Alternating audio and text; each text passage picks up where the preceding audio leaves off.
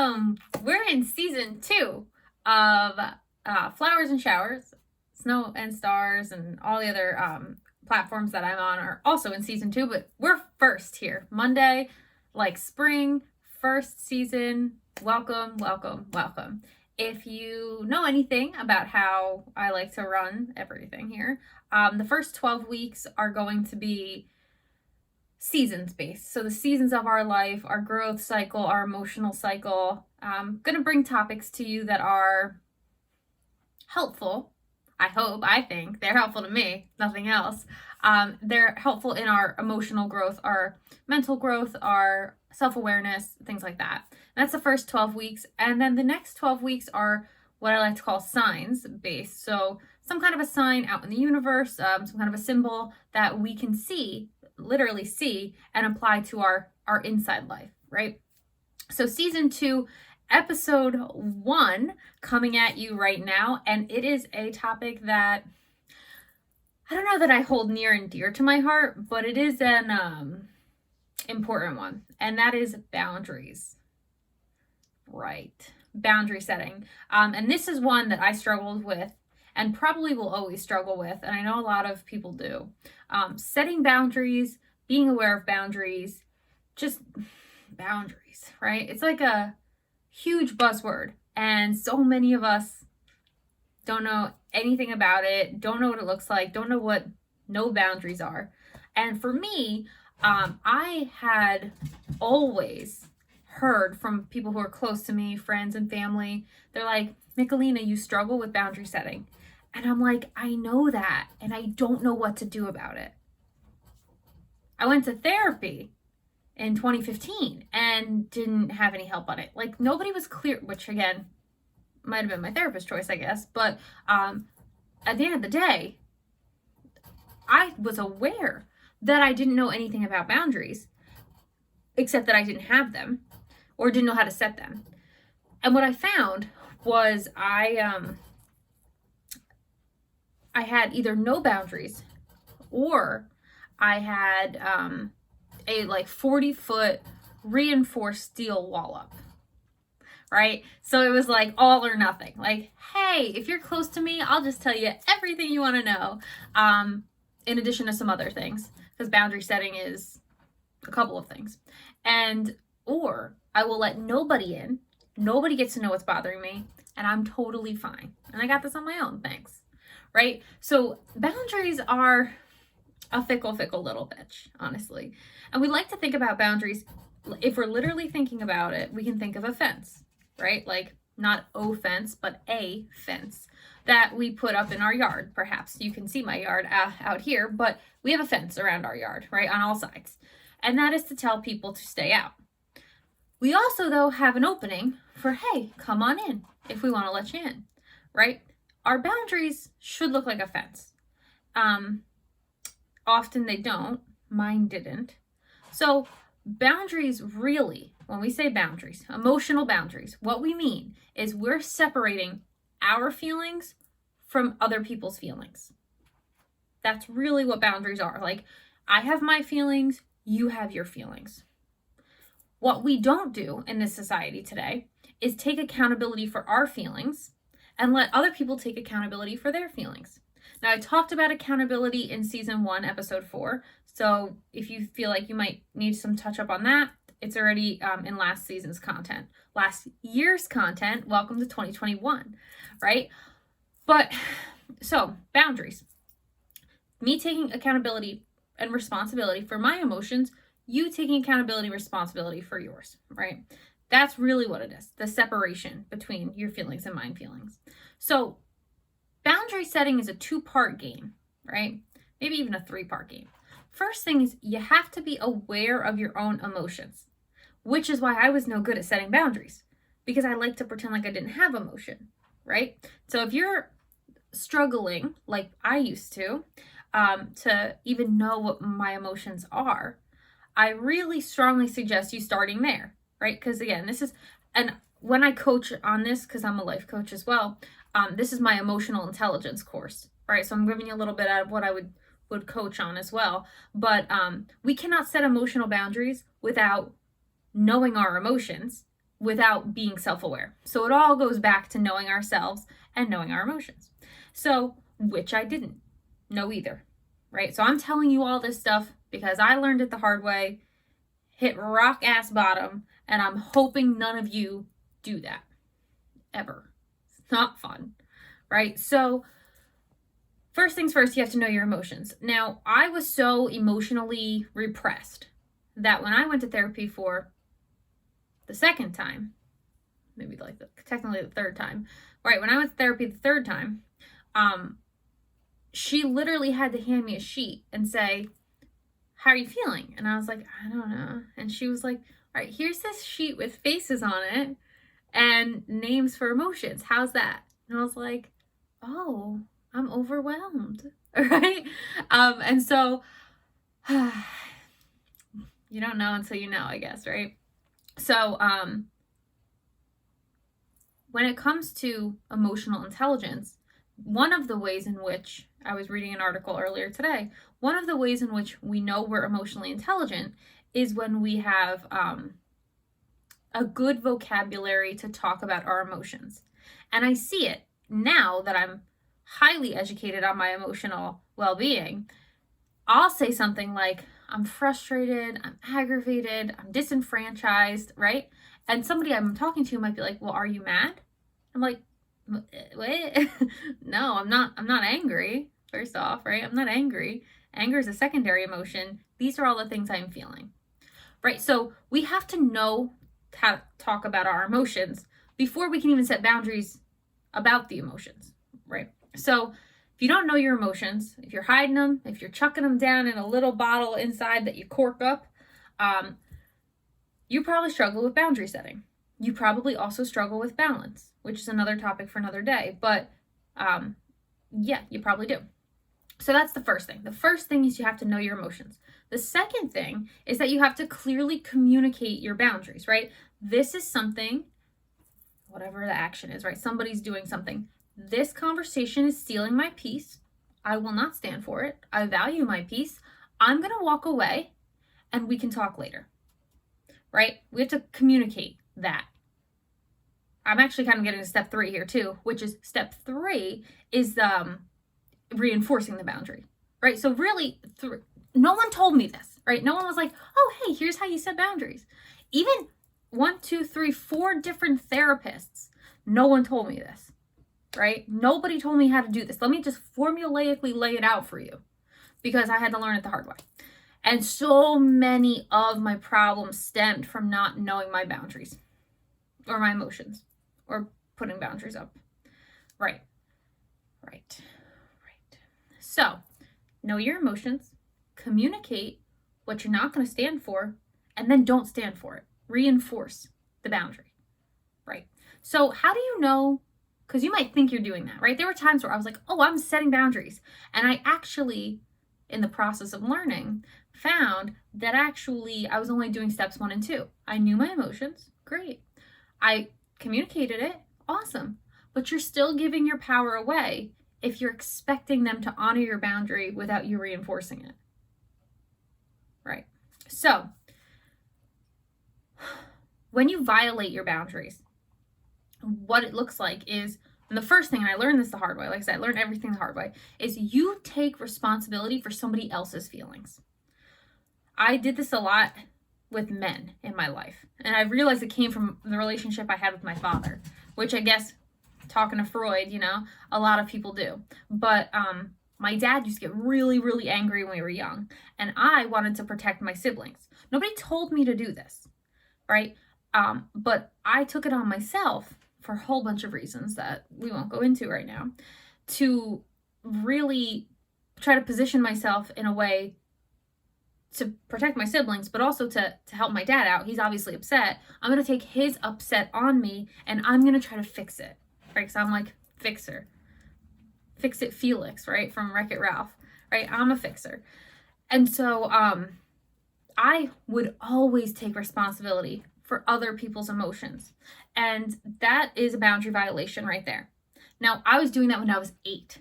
Like, I didn't know what the heck was going on at 28. You know what I mean? 20 years I'd been doing that. I didn't realize that it meant I was violating my boundaries. because we don't know what we don't know. And to be perfectly honest, we set up most of our mindsets by the age of 14. So a lot of our beliefs and a lot of the ways in which we function are set in our ways at 14. And I've said this before and I'll say it again.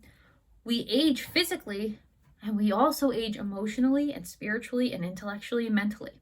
So you have somebody who's 28. I was 28 years old physically, functioning with the emotional capacity of like a 10-year-old, right? And I had the mental capacity of maybe like a 15-year-old. And then I was like spiritually probably like 40. And then intellectually I was probably like 80. Because I've always prioritized my intellectual abilities so that I didn't have to deal with my emotional or mental abilities, you see?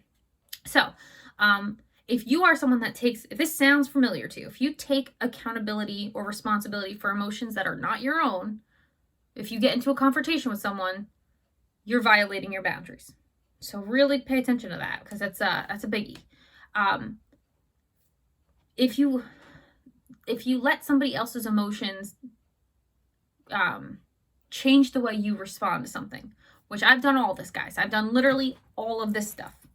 And sometimes I still kind of struggle with it because it is easier to take the path of least resistance, right? So if somebody else is really angry, rather than you standing your ground, well, I used to do this, you'd be like, all right, yeah, let's just do it that way, right? And so what ends up happening is that we sacrifice our needs to please other people. We probably resent people a lot. I know I did that all the time, where I was like, sure, yeah, let's do this. Okay, that's what you want to do. Let's just do it, because I'm not trying to deal with it. But now I'm resenting you because I'm annoyed that I have to do something I don't want to do, because I tried to tell you I don't want to do it and you don't want to listen, right? And I didn't stick up for myself because I was like, okay, I said this. You're not honoring it. Well, I guess that's okay then. We'll just do it your way. Let the chips fall where they may, right? That's weak boundary setting right there. And if it sounds like, oh yeah, Michelina, you're really comfortable on this topic. Yeah, because I did not set good boundaries. I'm not kidding when I say this. I've lived this life, guys. It's not fun. It gets you in trouble. It can get you in trouble. It can put you in situations that are super, super awkward and that I would not wish on anybody. So if you're internalizing, that's the word I was looking for. If you're internalizing someone else's emotions, no boundaries. If you are changing your emotions based on someone else's, we need better boundary setting. If you blame other people for your emotions, right? Well, I wouldn't feel this way if you hadn't. No, literally no, right? So that's one that I don't think we're aware of. Nobody can make you feel any way, right? I can try to guilt trip you, but if you don't feel guilty, you're not getting guilt tripped. See how that works? Like, if you want to tell me like, oh, well, I stayed with you through all of that, so, you really should. No, it was your choice to stay, right? Or, well, we have such a history together. You don't really want to give all that up, right? Like breakups a lot of times. Yes, I do. Yes, I do. I literally do. Yes, I do. Right? Like, you cannot be guilt tripped if you do not feel guilty. Just that simple. And who was it? I think it was Eleanor Roosevelt. God, that woman had so many great quotes. But I think it was her that said, nobody can make you feel inferior without your consent. Check me on that one. But I'm pretty sure it was her. And that is so true. Nobody can make you feel any emotion ever if you're not already kind of feeling it or taking it on, right? So when we're not aware of our own boundaries, we take on emotions we shouldn't take on. We do things that we don't really want to do. And we're doing it to please other people. And we think we're not people pleasers. As somebody who literally was like, yeah, I don't care about what people think. I don't try to please anybody. Nah, girl. Wrong. False. You do. I tried to please everybody. And it was because I got my self-worth from helping people out. I always want to help people. But like, you can't pour from an empty cup. And this is another conversation for another day. But what ends up happening, it's not a spoiler alert here, when you're not paying attention to your boundaries, your cup gets empty. It's just that simple. And of course, usually you're out of balance. Right, so that's what it looks like to not have healthy boundaries, right? You're taking on other people's emotions, you're letting their emotional climate dictate yours and your responses. You're blaming other people for your emotions. And the other one, whatever the other one was, whatever, I forget. There's a couple ways, right? This is what happens when I do these things live, guys. But what does healthy boundary setting look like? Well, a lot of people will tell you it looks like saying no. That is true, right? Yes, it is about saying no. However, that's that second step in a step process of 3, right? That's putting the boundary up. You can say no, but what are you saying no to? Why are you saying no to it? And how are you going to reinforce that no? Right? So if I'm like, they're like, hey, Michelina, you want to go to this party? I'm like, nah, bro, I'm all set. Right? They're like, come on. I'm like, no, I don't want to. Right? Well, do I know why I'm saying no? Right? I'm saying no because I don't like to drink. I don't want to be around people who are drunk.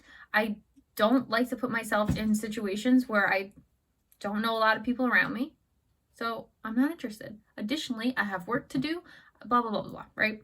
So we have to know our emotions first before we can say no, right? So I know I'm uncomfortable in social situations where I don't know a lot of people and I'm in a situation where I can't have intellectual conversations because people are drunk. That makes me uncomfortable. Those are, things I know about myself. So that's the first step. I know my emotions about a party. So then that second step comes with putting the wall up and actually putting the boundary out there. No, I'm not going to the party, but thank you. Or perhaps if you're someone else, okay, yeah, I'll go to the party, but I'm going to drive and I'm going to leave when I want to. So you might have to Uber home, right? Or I will be at the party from 8 to 10 and then I'm leaving, right? Those are all boundaries. But it's great. You know why you feel this way. You're saying what you want to do. And then you have to actually enforce it. And that is where the difficulty often lies.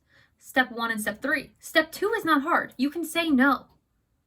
But people are always going to push back at you. That's what people do, right? If it's a relationship and it's your way or it's my way, that person wants their way. And if you don't want your way strongly enough, you're going to give in. You're going to have weak boundaries. You're going to do things you don't want to do. You're going to resent people. It's just not going to be pretty. And I say this because I've done it.